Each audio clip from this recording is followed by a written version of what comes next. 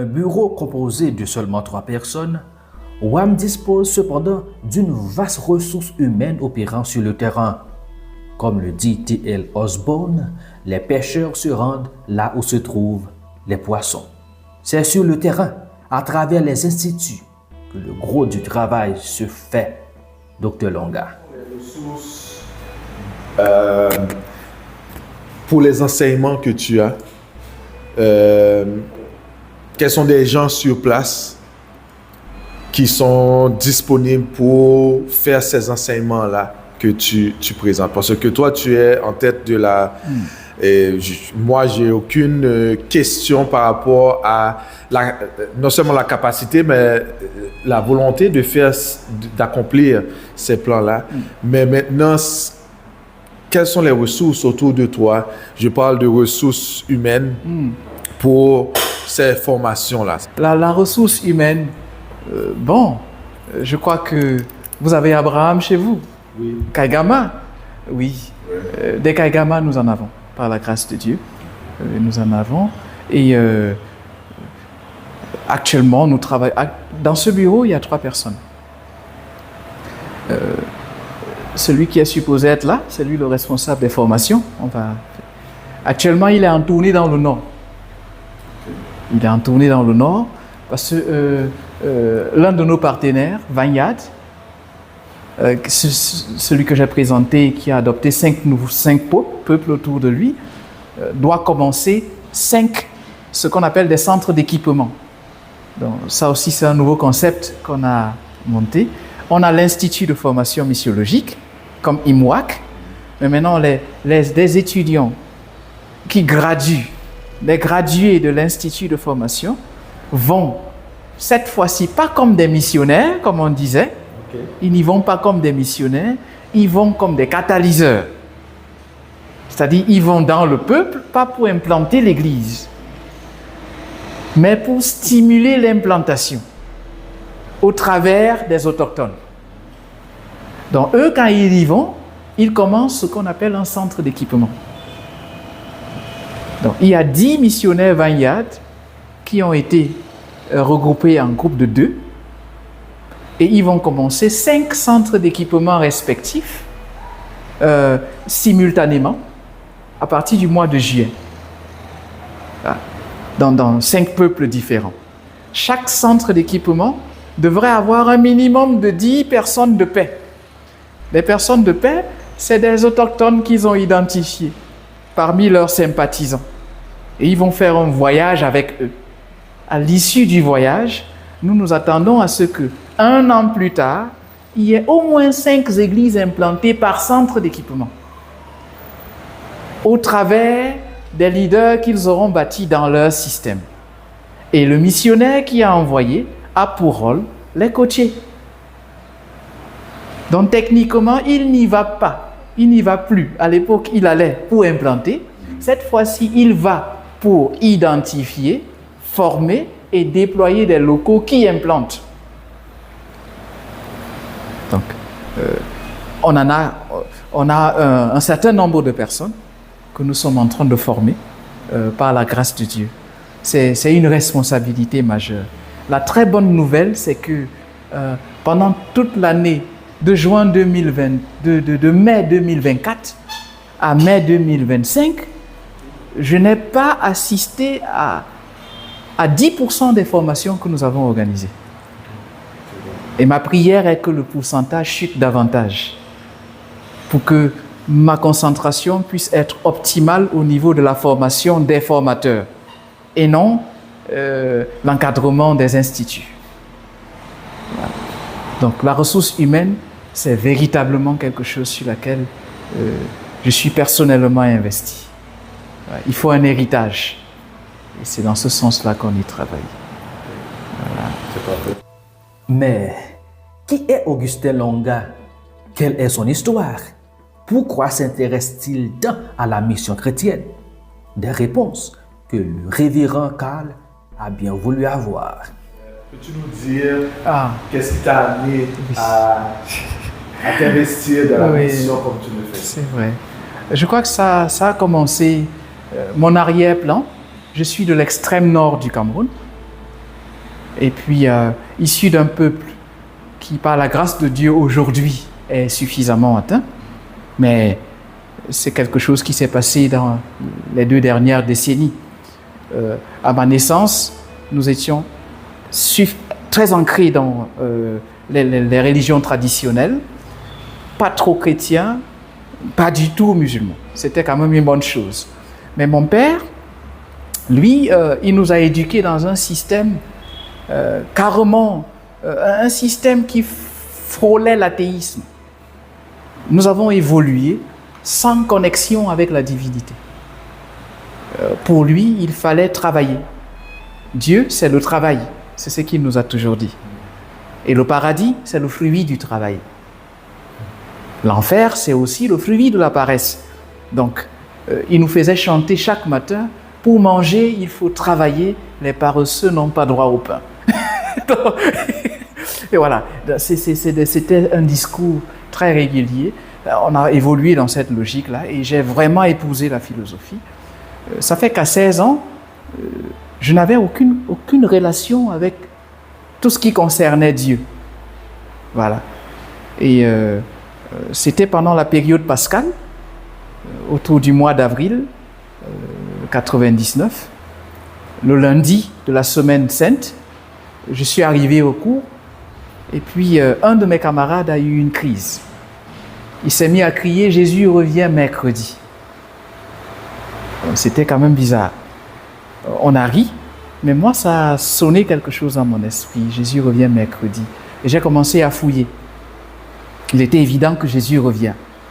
Il a dit qu'il n'a précisé ni le jour, ni l'heure. Et si c'est par quelqu'un qui a une crise mentale, qu'il précise l'heure, ça dit c'est un message sérieux à retenir. Et je vous assure, toute la nuit de mercredi à jeudi, je n'ai pas dormi. Surtout qu'il avait dit dans son texte qu'il viendra comme un voleur. Et les voleurs viennent la nuit. C'était une crise d'adolescence comme ça. Et toute la nuit, j'étais effrayé. Le jeudi matin, j'ai pensé à quelque chose. J'ai un ami qui parle toujours de Jésus. Je suis allé chez lui. Et quand j'ai vérifié qu'il était présent, je me suis dit, Jésus n'est pas venu. Jeudi matin, je suis allé à l'école. Bizarrement, j'ai certains amis qui ont vécu la même expérience. J'avais 16 ans. Et quand je rentrais de l'école ce jeudi, très déçu de moi parce que je m'étais fait emballer dans les histoires des églises, je traversais un stade de foot entre la maison et le lycée. Et au milieu du stade, j'ai entendu une voix qui m'a dit « Et si j'étais revenu mercredi ?» Ce que je n'ai pas dit, c'est que le lundi, quand je rentrais, à cet endroit, ce qui a amplifié mon embrouille, c'est que la même voix m'a dit « Et si je venais mercredi ?» Donc ça, c'est ce que la voix m'a dit lundi. Et le jeudi, elle m'a dit « Si j'étais venu mercredi ?» Le lendemain était le vendredi saint. Donc, quand je suis rentré, j'ai fouillé la maison. Je n'avais pas encore eu un contact avec la Bible, vous imaginez. J'ai fouillé la maison et j'ai retrouvé une Bible qui avait été offerte à mon frère aîné, qui était déjà âgé de 25 ans, quand il était à l'école primaire. Et cette Bible, personne ne l'avait jamais ouverte. Depuis qu'on la lui avait remise à l'école. Vous imaginez un peu? Et je suis allé, je l'ai retrouvée, cette Bible-là. Et puis, devinez quoi? De jeudi à dimanche, j'ai lu tout le Nouveau Testament. Dimanche à 16h, quand j'étais en train de conclure, j'avais déjà lu Apocalypse 3:20, je ne savais pas que c'était un verset fameux. Et c'est là où j'ai fait ma prière. Ne me demandez pas ce que j'ai dit, parce que je ne savais même pas ce que ça veut dire prier. Mais tout ce que j'ai fait, je sais, c'est que j'ai eu une conversation sérieuse avec le Seigneur ce jour-là. Et c'est en ce moment que je peux identifier que je suis devenu enfant de Dieu. Et après, quand je suis sorti de là, j'ai rencontré Abraham Kaigama, qui m'a expliqué ce que ça veut dire être chrétien. C'est lui qui m'a conduit dans mes premiers pas de disciple-là. Je ne sais pas si on en avait déjà parlé. Oui, ouais, il m'a accompagné dans mes premiers pas. Il a eu des sérieux problèmes avec mes parents. Mon père l'a agressé physiquement parce qu'il trouvait qu'il m'avait détourné. Voilà. Donc voilà un peu ce qui s'est passé. Mon père, il est allé à l'église Et il a pointé son âme sur le pasteur et lui a demandé de jurer qu'il ne va plus jamais m'accueillir dans l'assemblée locale. Et tous les fidèles étaient d'accord avec le pasteur pour qu'il dise oui, je ne le ferai jamais. Et on m'a fait partie de l'église. Oui, on m'a viré de l'église.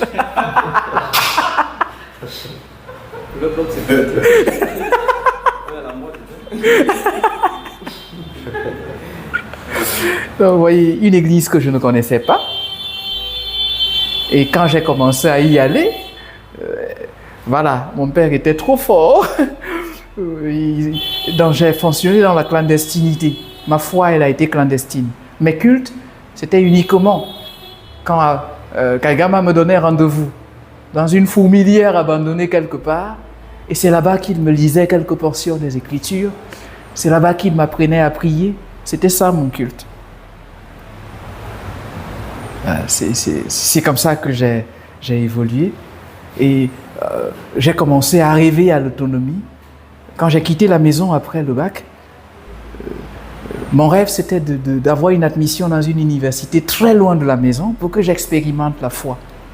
Malheureusement, quand j'arrive, les devoirs et tout se font les dimanches. Donc, je n'avais pas la possibilité d'aller à l'église. Et je continuais dans la clandestinité. Avec Campus pour Christ, c'était ça, c'était devenu mon église. Les mercredis en plus. C'était mercredi qu'ils avaient leurs études bibliques. Et c'était mon culte le mercredi. Et puis, c'est là-bas que j'ai entendu parler du concept de peuple non atteint. Et je me considérais comme un non atteint. Parce que quand j'ai compris ce que c'est un peuple non atteint, je me suis dit, moi, je suis un non atteint. J'ai passé toute ma vie en dehors de l'église et l'église n'est pas venue vers moi.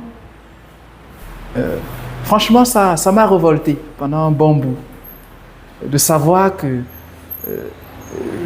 l'église n'est pas venue vers moi. Et même quand je suis allé vers l'église, elle m'a demandé de partir parce que mon père était trop violent. Donc, vous voyez, ce n'est pas une accusation, mais on est dans un système dans lequel l'adversité n'est pas accueillie au sein du système ecclésiastique. Quand c'est dur, ça veut dire n'allons pas. Et c'est probablement la raison pour laquelle certains peuples continuent à être non atteints. Peut-être parce qu'ils sont dans les forêts, là où il n'y a pas trop d'Instagram et de WhatsApp et de TikTok. Peut-être parce qu'ils sont dans le désert, ils sont dans des endroits difficiles et nous avons démissionné. Et quand j'ai compris ces choses, le ressentiment que j'avais s'est converti plutôt en vision. Et je me suis dit, j'avais 22 ans, quand je lui ai dit, je crois que c'est ce que je veux faire.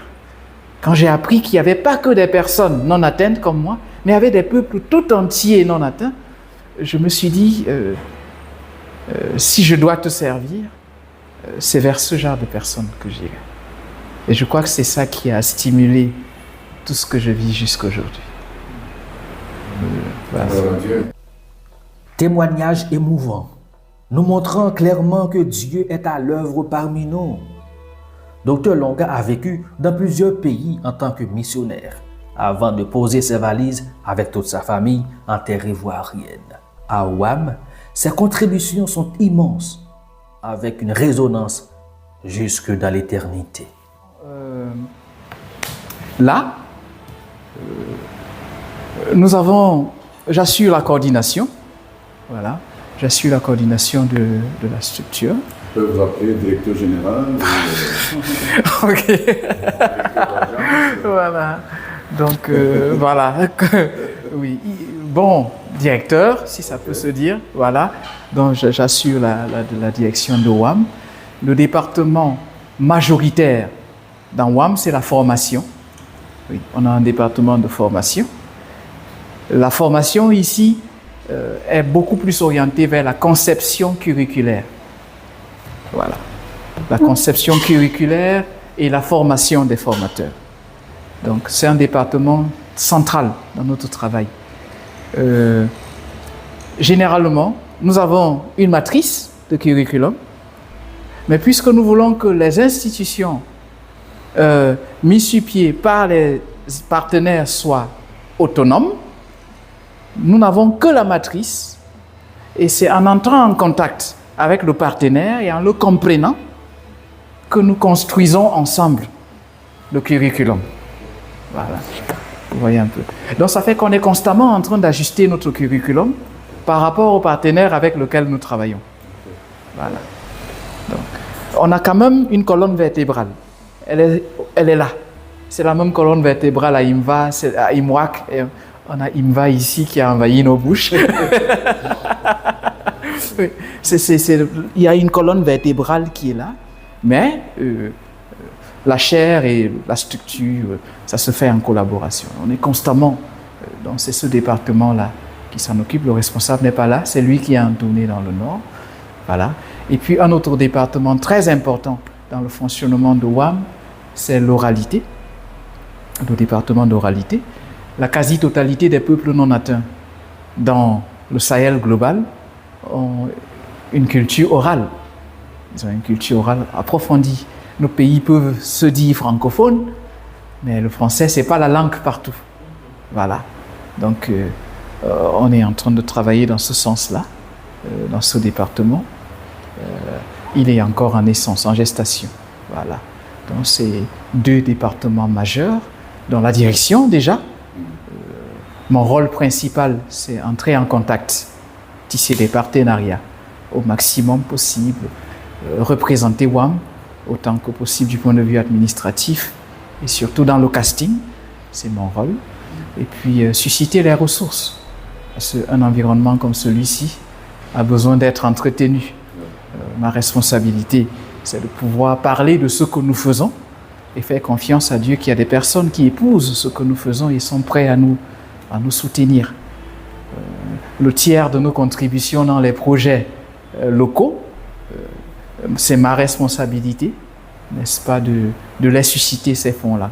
Donc, ça, c'est un aspect majeur du travail que je fais. Donc, voilà 3 démembrements majeurs. Vous faites en même temps le marketing vous-même. C'est justement ce que je suis en train de faire maintenant.